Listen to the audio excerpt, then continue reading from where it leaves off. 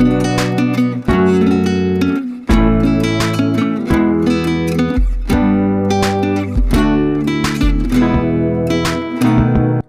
it's me, SydniaA, and in this video, I want to talk to you about 6 ways to use your credit card responsibly, or credit cards, depending on how many you have. Some people only have 1 or 2. God bless you if you have 1 or 2. You're a very responsible person. While others have 10, 20, I've heard 30 max. If you have more than 30, let me know down in the description, because I want to hear about that. Like, how do you purchase things? Are they all maxed out? Where you at with that? Because I can help you. Because maybe you might think of credit card consolidation. That's where you put your balances onto a credit card with a larger amount available. So say you have a $15,000 credit card.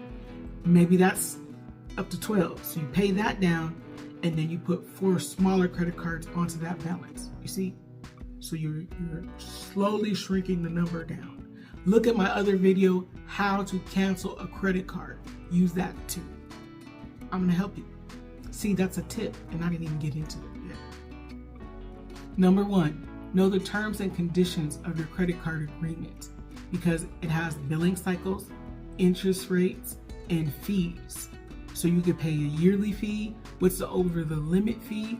Does the interest rate change if you borrow cash against your card? Because some cards do that.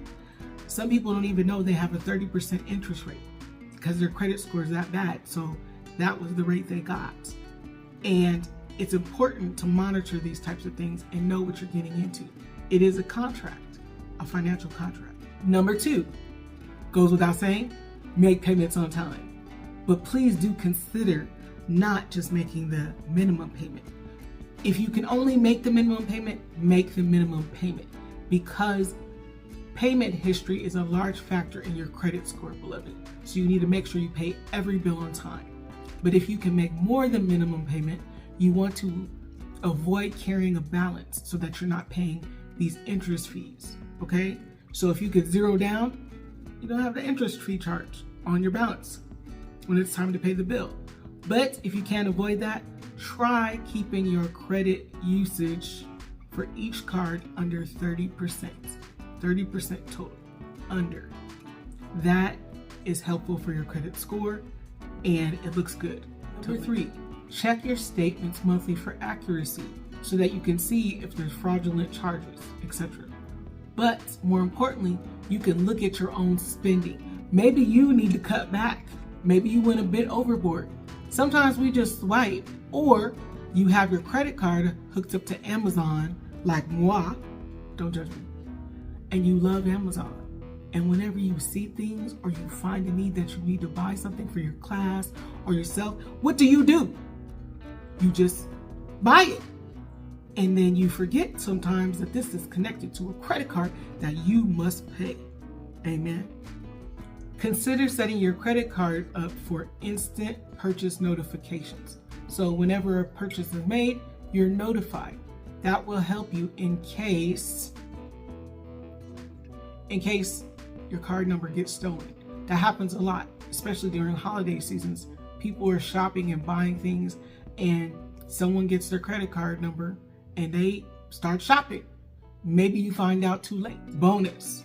Some credit cards will allow you to shut that card down inside their app. So the app is worth downloading and using.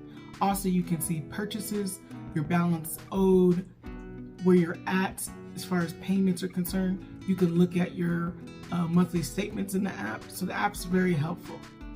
Also, be familiar with the benefits you get from your credit card. Do you get airline miles? Do you get cashback savings? What do you get? Often we read those things when we sign up for a card, but we never investigate them fully to find out what we get, our benefits. If you're confused, because my card that I have, my Capital One card, I can use it for air miles, or I could use it for hotels or cars, car rentals, that is. I called and they explained to me that perhaps I want to use it for hotel rentals and car rentals. That would be a better usage. Or you could cash it out, or check this out. When I go onto Amazon, because it's linked to Amazon, it asks me if I want to use my bonus miles to pay for stuff. And then it gives a balance of how much my bonus miles are worth on Amazon. Worth noting. Worth noting. So investigate. Another thing is, you want to check because sometimes you get credit limit increases, but you wouldn't know otherwise because they send it in the mail and that might take a while. But say you have it on the app, then you can check and see that you got a $1,000 credit limit increase. Usually you can also ask for increases on that app as well. And sometimes if you've been spending wildly and going over the limits, you will get a credit limit decrease, beloved. Yes, a decrease. So these tips are very important because we want to avoid at all costs a credit limit decrease. That doesn't look good. A reason to accept the extra credit is because now you have more open to buy. So that looks good.